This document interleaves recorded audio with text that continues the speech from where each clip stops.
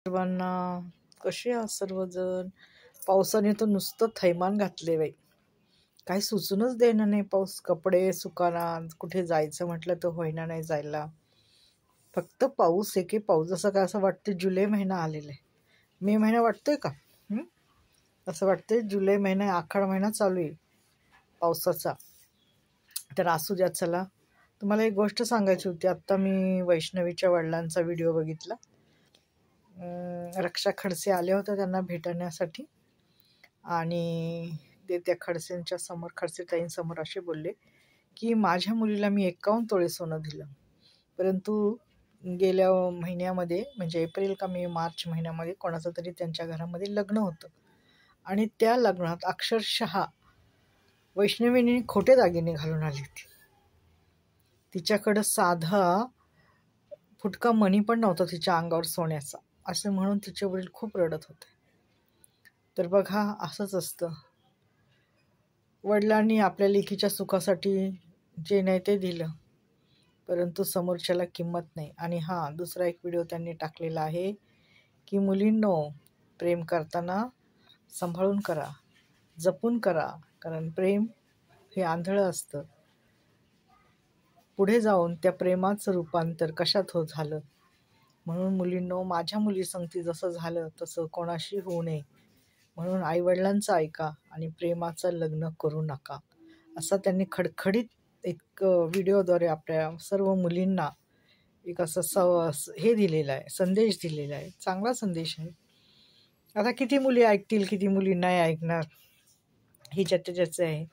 कारण हल्लीच्या मुली काहीच ऐकत नाहीत आणि हल्लीचे मुलं पण काही ऐकत नाहीत.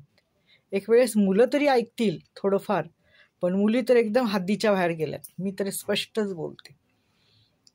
कुठली पण मुलगी असू द्या, माझी का असेना, जगाची का असेना, कोणाची का असेना, मुली हद्दीच्या बाहेर गेल्यात. कारण त्याला एकच आहे की त्या पैसा कमवायला लागल्या आणि शिक्षण झालं, पैसा हातात आला, त्यामुळं त्या सर्व गोष्टी म्हणजे कोणाचं ऐकायचं नाही, आपलाच तोरा मिरवायचा.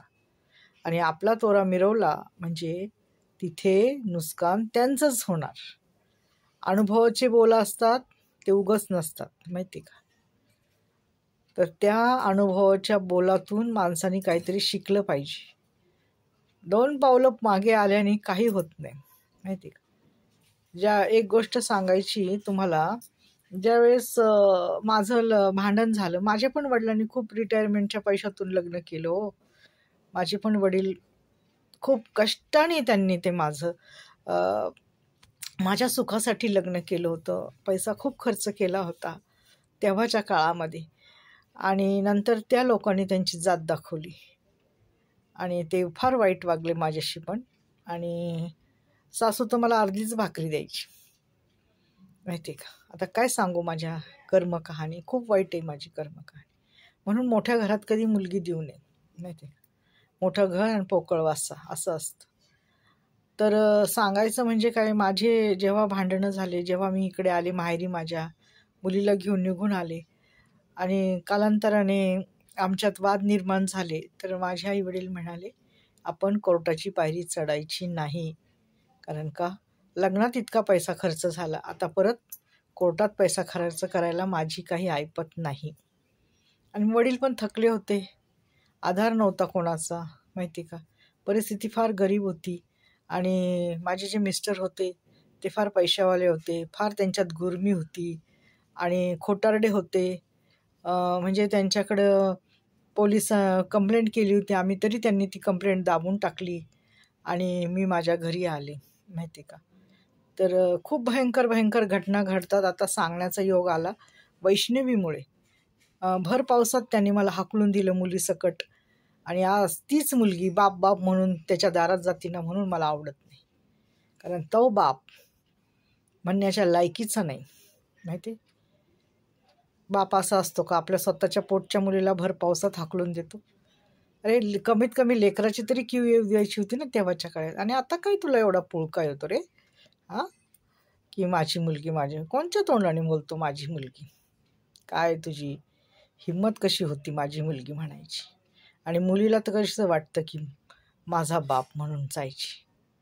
थोडी ना थोडी काहीतरी डोक्यात बुद्धी असेल ना तर असं कधीच कोणी वागणार नाही. परंतु कसं आहे म्हणतात ना, मी आत्ताच बोलले ना, ऐकत नाहीत. ऐकण्याच्या मनस्थितीत नाही आहेत त्या अजिबात मुली हल्लीच्या. आणि म्हणून त्यांच्या हातून चुका घडतात आणि मग चुका त्यांच्याच पदरात पडतात आणि त्यांचाच नाश होतो. एवढं मात्र खरं आहे. तर असंच असतं लग्नामध्ये बरं का. लग्न होतं जेव्हा मुलगी सासरी जाते तेव्हा सर्वच चांगलं असतं. परंतु एकदा ती सासरी गेल्याच्या नंतर घरातली परिस्थिती ही फक्त त्या मुलीला आणि त्या मुलीच्या आईवडिलांनाच माहिती असते. एवढं मात्र खरं आहे. बाकी कोणाला काही माहीत नाही. जग आहे, जग काय 10 तोंडाने बोलणार. मुलीला नावं ठेवणार, मुलाला चांगलं म्हणणार किंवा नवऱ्याला नावं ठेवणार. पण जी काढती ना त्रास तिलाच माहिती असतं. कोणती मुलगी आपला नवरा आणि घर प्रपंच सोडून येत नाही हो माहेरी, तिला नाही आवडत.